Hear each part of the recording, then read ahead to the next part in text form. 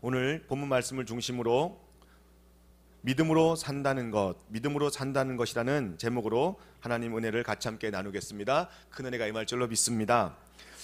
인류 최초의 전쟁이 창세기 14장에 기록되어 있습니다. 인류 최초의 전쟁을 지금 14장은 배경 삼고 이야기를 하고 있는데, 이 인류 최초의 전쟁에 아브라함이 이 세계적인 사건의 연루가 되었습니다. 그래서 오늘 본문 말씀은 많은 우리에게 내용들을 시사하고 있습니다.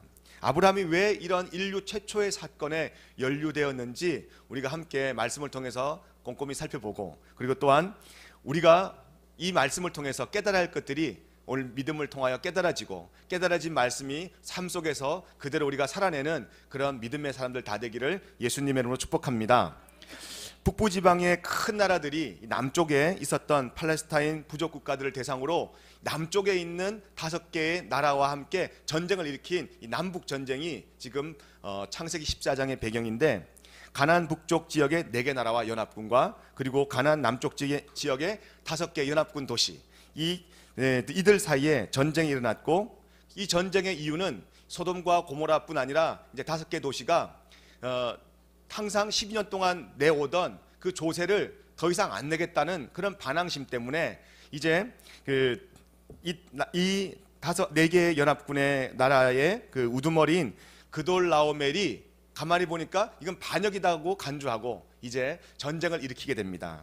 이 전쟁 때문에 소돔에 머물고 있던 롯마저도 전쟁에 휘말려 재산을 다 약탈당하고 뿐 아니라 포로로 끌려갔다는 소식을 아브라함이 듣게 되었습니다.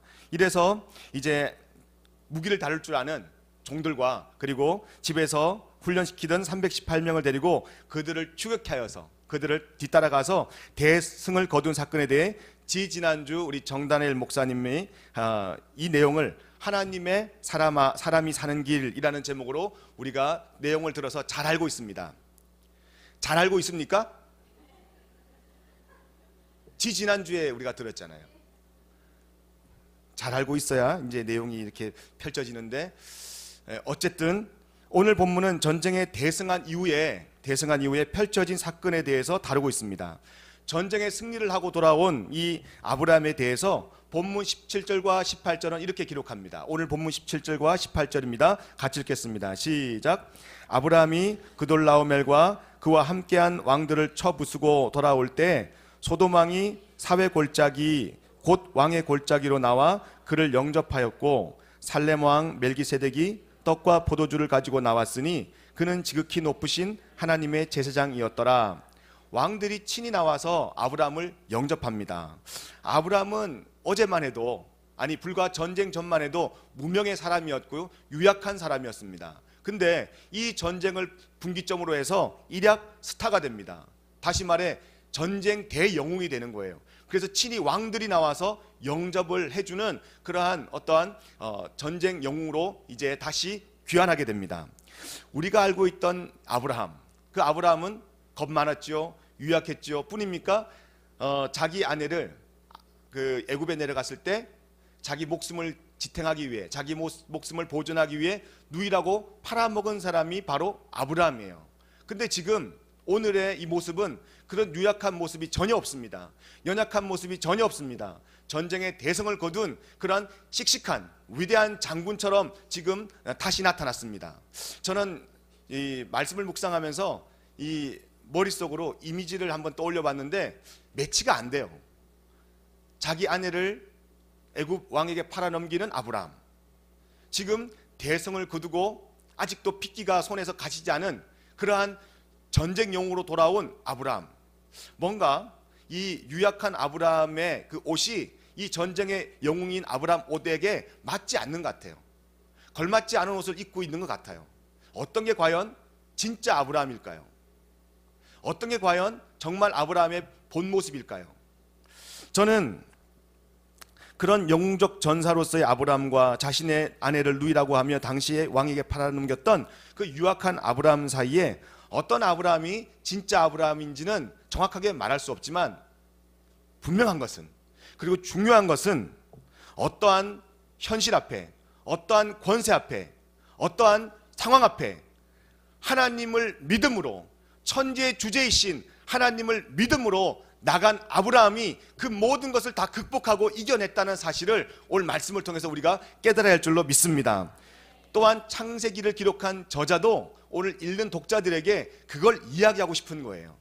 때로는 우리가 이 5개의 나라와 같은 그러한 처지에서 4개 연합군의 나라의 침략을 받는 것 같은 아픔도 고통도 당할 수도 있다는 것입니다. 어려움도 당할 수도 있다는 거예요. 그때 우리가 대처해야 할 그런 태도는 두려워하는 것이 아니라, 염려하는 것이 아니라, 아브라함처럼 때로는 연약하지만, 때로는 우리가 유약한 모습이 우리에게 있지만, 때로는 우리가 미련하고, 그리고 때로는 우리가 정말 두려워한 마음이 우리의 본질이기도 하지만, 우리의 본질인 우리의 연약함을 우리의 스스로 그 본질로 삼지 않고 하나님의 본질, 하나님의 그런 본래적인 것을, 하나님의 가장 위대한 것을 우리가 믿을 때에 아브라함이 거둔 대성을 우리가 거둘 줄로 믿습니다. 그것을 창세기 기자는 지금 이야기하고 싶은 거예요.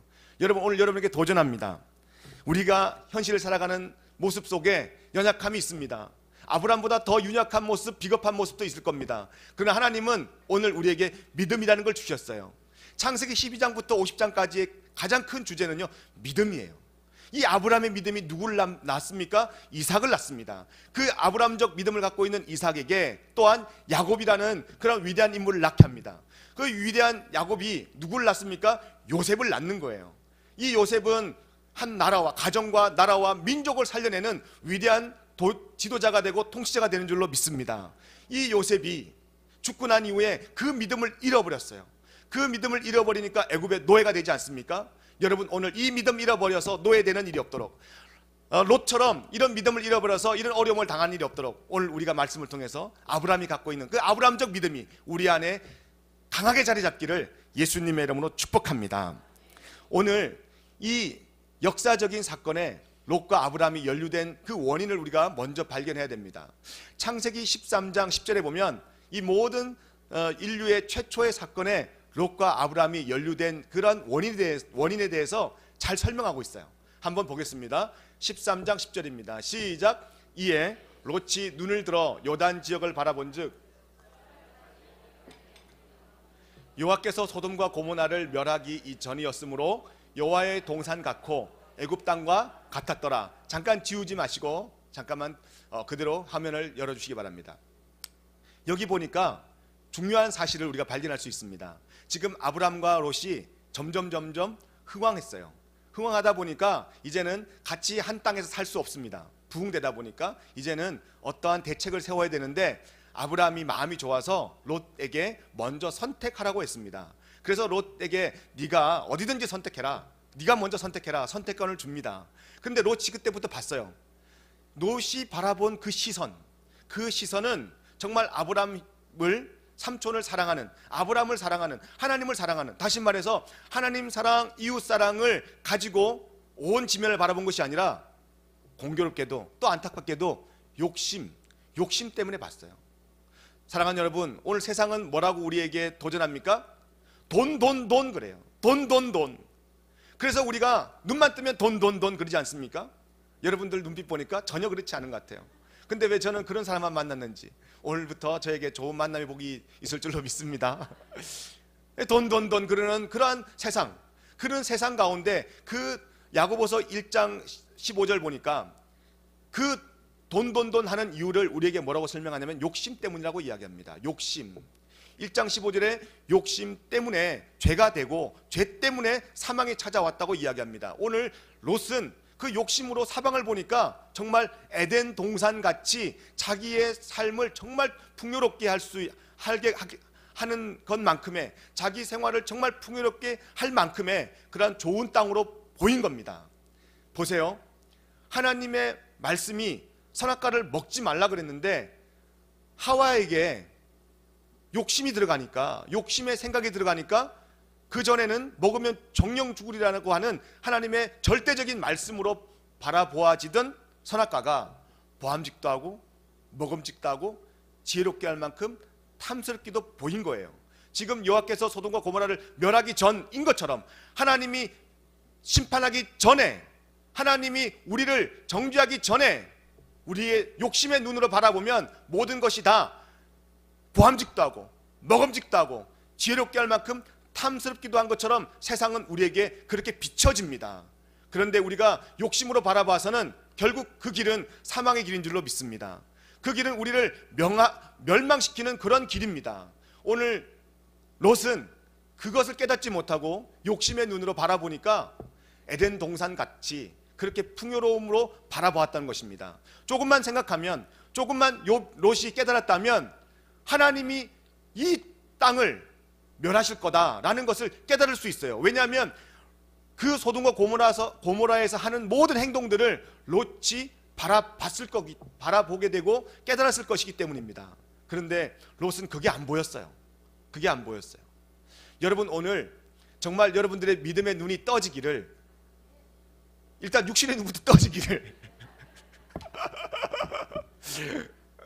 육신의 눈부터 뜨고 그 다음에 믿음의 눈도 떠지기를 예수님의 이름으로 축복합니다.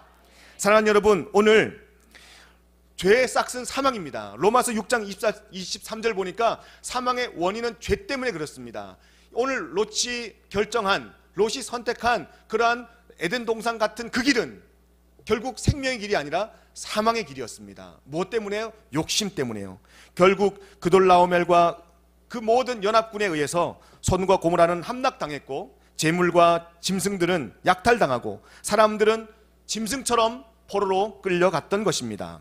전쟁으로 모든 재물을 잃고 포로가 된 것은 다름이 아닌 롯의 그런 잘못된 선택이 아닌 욕심에 의하여서 선택되어진 것이기 때문입니다. 여러분, 오늘 우리가 살고 있는 현실 속에서도 욕심으로 선택하라고 우리를 유혹합니다. 욕심으로 우리가 결단하라고 유혹합니다. 여러분, 그 욕심 때문에 선택한 결과는 지금 당장은 성공으로 우리가 달려갈 것 같고 지금 당장은 나에게 유익을 줄 것 같지만 그렇지 않아요. 제가 어릴 때 살고 있던 김천에 설렁탕집이 있었습니다. 그 설렁탕집에는 정말 가장 좋은 그러한 그 사골로 국물을 우려내요. 그래서 10시간 정말 비싸고 좋은 사골로 국물을 우려내기 때문에 10시간 동안 우려내기 때문에 국물이 뽀얗습니다. 그런데 어느 날 뼈집 사장, 뼈를 파는 사장이 잘못 보내가지고서요 질이 안 좋은 뼈를 보냈어요. 세상에 10시간 매일매일 끓이는데 10시간을 끓이는데 이게 국물이 하얗지 않고 누런 거예요. 이게 왜 그러냐고 뼈집 사장한테 전화를 했더니 잘못 보낸 거라고, 잘못된 뼈라고. 왜 잘못된 뼈를 보냈냐고, 잘된 뼈를 보내야지. 그러면서 항의를 했는데 미안하다고. 그러면서요 이 뼈 사장이 하는 말, 오늘은 그냥 한 번만 그냥 지그시 눈 감고 오늘 장사해야 되지 않냐고. 매일 내가 그 뼈 사가지고 굽는 거, 그 고아내는 거 내가 아는데 오늘만 그냥 우유 넣으라고, 사람들 모를 거라고, 오늘만 넣으라고, 미안하다고 그러는데요, 그 설렁탕집 그 집사님이 어떻게 하는지 아십니까? 밖에다가요 글을 써서 내걸었습니다. 죄송합니다, 오늘은 재료가 좋지 않아 오늘 하루 식당을 하지 않습니다. 다음에 내일 더 좋은 그러한 재료로 여러분들을 찾아가겠습니다. 오늘 휴업입니다. 쉽지 않은 결정 아닙니까? 쉽지 않은 거예요. 욕심에 의해서는 그냥 하루 이거 우유 탄다고 나쁜 독을 타는 것도 아니잖아요. 우유 먹으면 그냥 소화도 잘 되고 좋겠지 하고 적당타당하게 타협할 수 있습니다. 그런데 타협하지 않습니다. 저는 그 내용을 들으면서요 참 많은 도전을 받았습니다. 욕심 때문에 우리가 얼마든지 선택할 수 있고 욕심 때문에 얼마든지 우유 넣을 수 있지만 우유 넣지 않아요. 그냥 오늘 내가 망해도 좋다는 거예요. 그냥 영업 안 하겠다는 거예요. 여러분, 오늘 이러한 정직성이 하나님을 믿는 믿음 안에서 우리 안에 있기를 예수님의 이름으로 축복합니다. 오늘 이 아브라함이 믿는 믿음은 누구인가? 그 다음 화면으로 우리가 전환됩니다. 아브라함이 전쟁터에서 돌아올 때 두 사람이 영접을 나옵니다. 하나는 소돔의 왕이 나온 거고 또 하나는 오늘 주인공을 맞이하는 살렘 왕 멜기세덱입니다. 이 멜기세덱은 떡과 포도주를 가지고 나와서 아브라함을 영접하고 아브라함을 축복합니다. 그런데 축복하는 모습이 참 새롭게 우리에게 다가옵니다. 그 내용이 19절과 20절을 기록되어 있습니다. 19절과 20절을 한번 우리 같이 읽겠습니다. 19절과 20절입니다. 시작. 그가 아브라함에게 축복하여 이르되 천지의 주제이시오 지극히 높으신 하나님이 복을 주옵소서.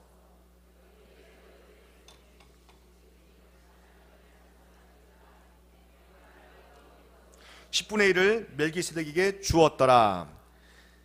지금 오늘 본문에 의하면 멜기세덱은 아브라함에게 축복을 빌고 있습니다. 어떻게 빌어요? 하늘과 땅을 만드신 하나님이라는 거예요. 하늘과 땅을 만드시고 지극히 높으신 하나님, 아브라함에게 복을 내려 주옵소서라고 오늘 이 멜기세덱은 아브라함에게 복을 내립니다. 그대의 모든 원수들을 그대의 손에 붙였으니 지극히 높으신 하나님을 찬양합니다. 멜기세덱이 이렇게 하나님을 찬양하고 아브라함을 복을 내립니다. 이렇게 복을 비는 기도가 있은 후에 아브라함은 어떻게 행동합니까? 멜기세덱에게 가진 것의 10분의 1을 냅니다. 우리는 현대 교회가 어떤 11조에 대한 어떤 그 원조, 11조의 어떤 시초를 이 멜기세덱에게 드린 아브라함에게서 찾고 있는데, 지금 내용은 11조보다 훨씬 더 큰 의미와 좀 더 근원적인 내용이 담겨 있습니다. 아브라함은 멜기세덱의 축복을 받아서 고맙다는 표현으로 그에게 가진 것의 10분의 1을 냅니다. 그런데 이게 어떻게 가능했습니까? 왜냐하면 보세요. 지금 멜기세덱은 제사장이에요. 그런데 당시에 이 제사장은 지금 이후에 예수님 당시에 뭔가 제도가 들어와 있고, 그리고 또한 뭔가 성전이 지어지고 규례가 잡히고 율례가 들어와 있는 모든 상태에서, 다른 말로 말하면 모세의 율법이 다 써져 있는 상태에서 대제사장이라는 직분과 대제사장이라는 그런 역할을 감당하는 어떠한 그러한 포맷이 있는 상태에서 제사장을 지금 감당하고 있는 것이 아니라는 사실이에요. 아무것도 없어요. 지금 창세기가 기록될 때는, 지금 멜기세덱과 아브라함이 만났을 때는 그러한 모든 어떠한 정형화된 제도들이 아무것도 없었습니다. 아무것도 없어요. 대제사장이라는, 다시 말해서 제사장이라는 직분 자체도 어떠한 그러한 제도가 전혀 없는 상태예요. 다른 말로 말하면 모세 오경이 없는 상태예요. 기록이 없어요. 하나님에 대한 기록이 없는 상태예요. 그런데 신기하게도요, 멜기세덱은 성경도 없는데, 우리가 갖고 있는 이런 말씀도 없는데, 모세 오경도 없는데 하나님에 대해서 정확하게 인지하고 있습니다. 어떠한 유대 전승에 의하면 이 멜기세덱은 가나안이 섬기는 그러한 어떠한 큰 위대한 신을 섬겼다라고도 이야기합니다. 그때 당시에도 어마어마한 그러한 신들이 얼마나 많았습니까? 우상들이 얼마나 많았습니까? 우상이 판을 치고 있고, 어떠한 종교적인 본능 때문에 생겨진 많은 그러한 신들이 생겼음에도 불구하고, 지금 이 멜기세덱은, 가나안의 왕인 이 멜기세덱은 살렘왕의 왕인 이 멜기세덱은 정확하게 하나님을 인지하고 있었어요. 천지의 주제이신, 천지의 주인이신, 온 모든 만물의 창조주이신 하나님, 그 하나님이, 지극히 높으신 그 하나님이 너를 도와주신다 라고 이야기하고 있는 거예요. 이게 정말 아브라함 마음을 감동시켰습니다. 그런데 신기하게도요, 이 멜기세덱을 히브리서 5장에 이야기하기를 뭐라고 이야기하냐면 예수님이래요. 예수님의 어떤 예표라고 이야기합니다. 우리 히브리서 5장 6절과 10절 말씀을 좀 길지만 같이 읽어보겠습니다. 히브리서 5장 6절부터 10절 말씀입니다. 천천히 또박또박 한번 읽어보겠습니다. 시작. 또한 이와 같이 다른 데서 말씀하시되 너가 영원히 멜기세덱의 반차를 따르는 제사장이라 하셨으니, 이 반차는 차가 반밖에 없는 게 아니라 반열이라는 거예요. 반열. 그래서 어떤 조상들에 의해서 쭉 흘러나오는 그런 족보라는 거죠. 반열. 7절입니다. 시작. 7절이에요. 이제 6절.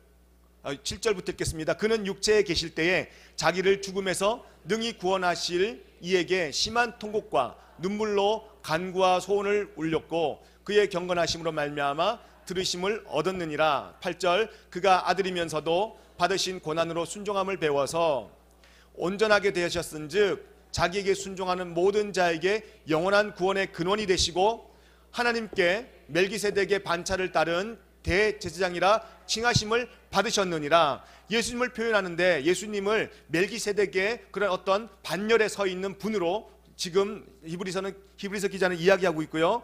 7장 1절부터는 또 다르게 표현하고 있는데 히브리서 7장입니다. 1절부터 3절까지예요. 시작. 이 멜기세덱은 살렘 왕이요 지극히 높으신 하나님의 제사장이라 여러 왕을 쳐서 죽이고 돌아오는 아브라함을 만나 복을 빈 자라. 2절.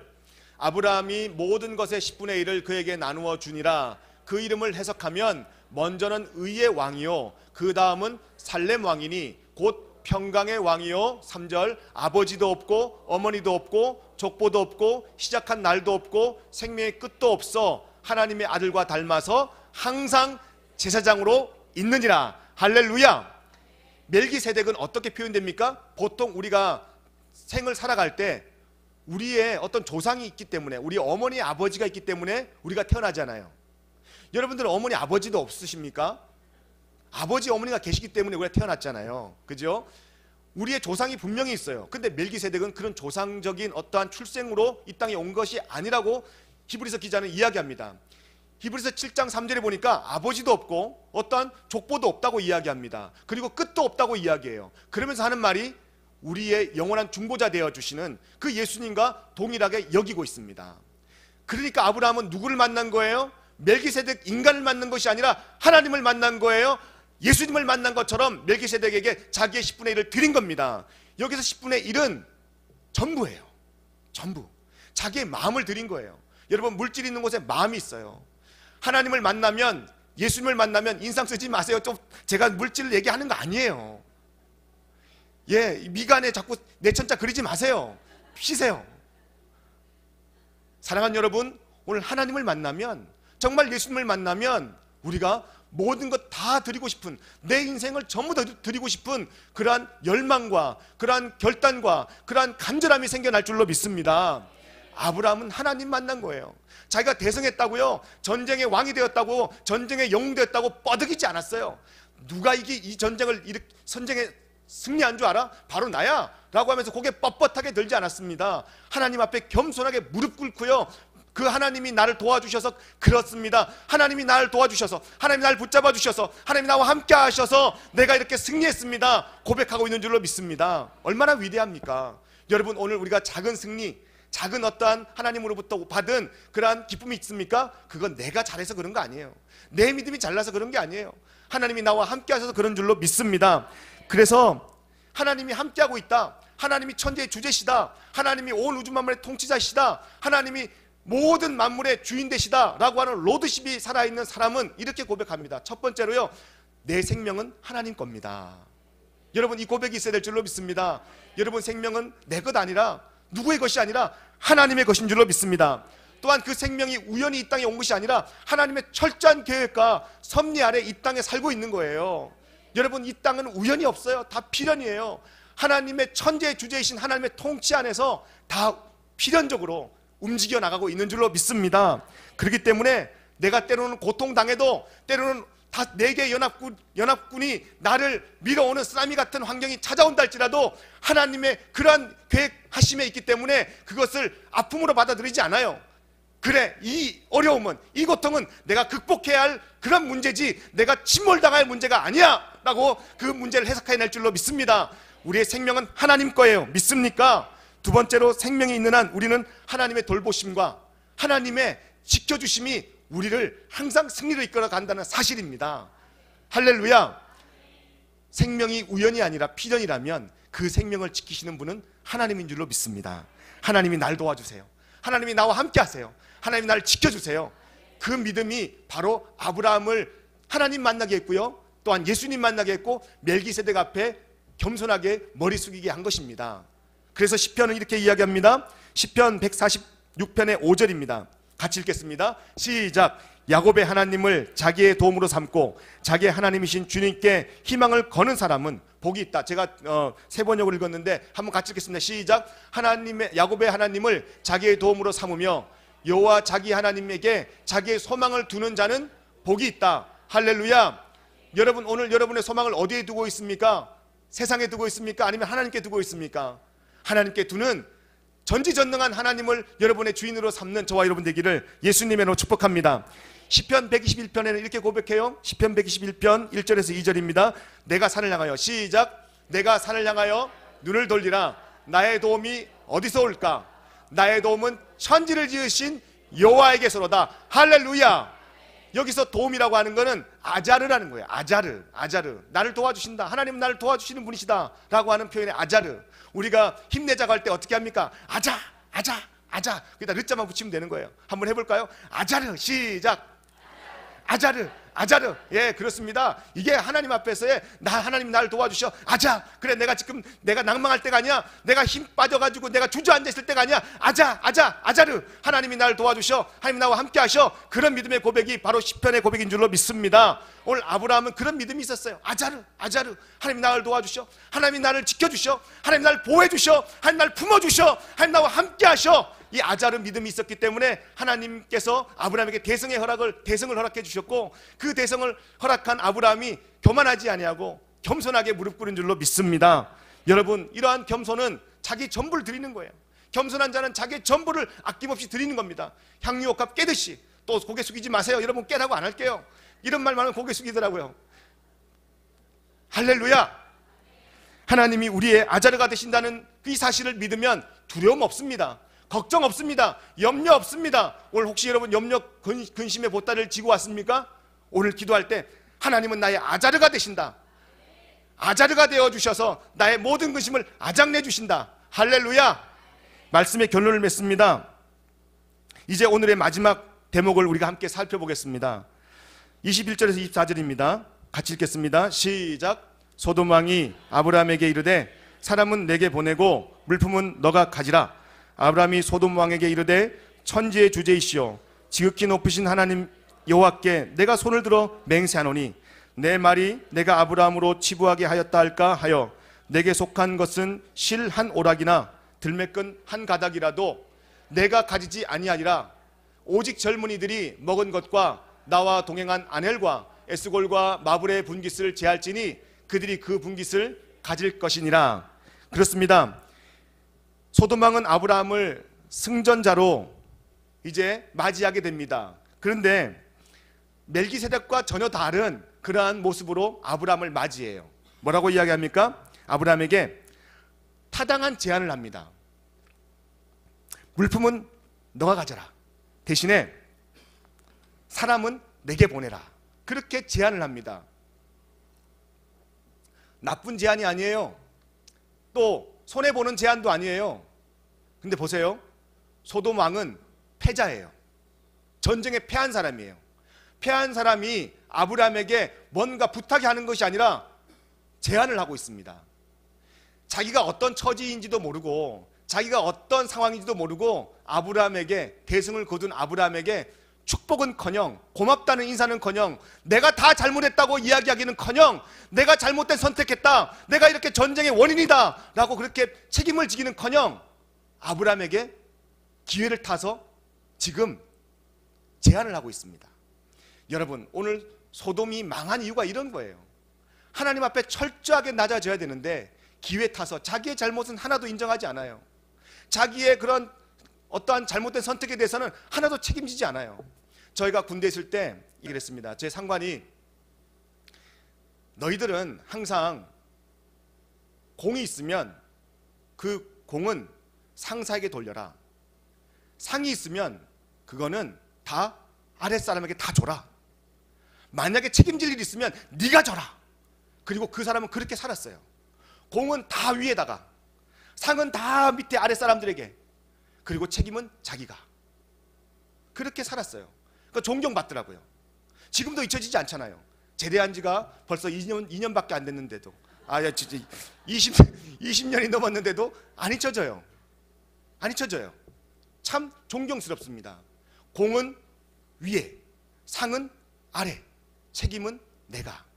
근데 우리는 어떻습니까? 소돔 왕 같은 기질은 어떻습니까? 공은 내가, 상도 내가, 책임은 네가. 이건 정말 하나님의 사람의 믿음의 사람이 사는 것이 아닙니다. 여러분, 오늘 아브라함은 그렇게 살았습니다. 지금 보십시오. 24절에 말하기를 오직 젊은이들에게 먹은 것과 나와 동행한 아넬과 에스골과 마브레의 분깃을 제할지니 그들이 그 분깃을 가질 것이라. 상은 다 아랫사람에게 줍니다. 다 줘요.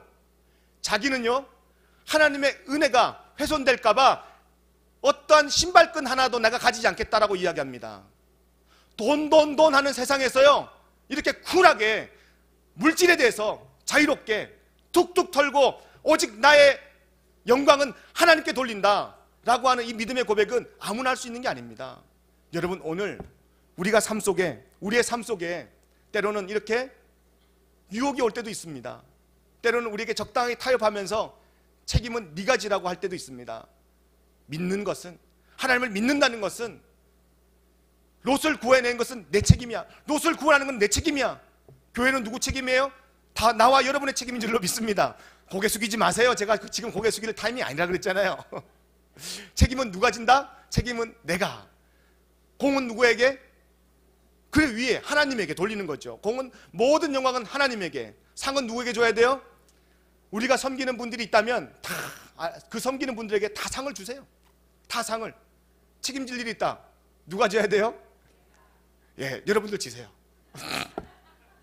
사랑하는 여러분, 오늘 말씀의 결론을 맺으면서 우리가 믿음으로 산다는 것은 이 천지의 주제이신, 만물의 통치자이신 그 하나님을 믿고 사는 거예요. 그 하나님을 의지하는 거예요. 그 하나님을 아자르 하는 거예요. 여러분, 이러한 아자르, 하나님이 나를 도와주신다, 하나님 나와 함께 하신다, 그래서 세상이 나를 도와주는 게 아니에요. 세상을 의지해야 내가 살 수 있는 게 아니에요. 하나님만 의지할 때 아브라함이 거둔 대승을 우리가 거두게 되고, 우리는 교만하지 아니하고 모든 것 하나님께 영광 돌립니다. 공은 하나님께. 또 하나님, 혹시 나와 함께한 내가 가질 상이 있습니까? 그거 나 가지지 않겠습니다. 상은 네가 가져. 혹시 내가 기도할 일이 있습니까? 혹시 내가 우를 회개할 일이 있습니까?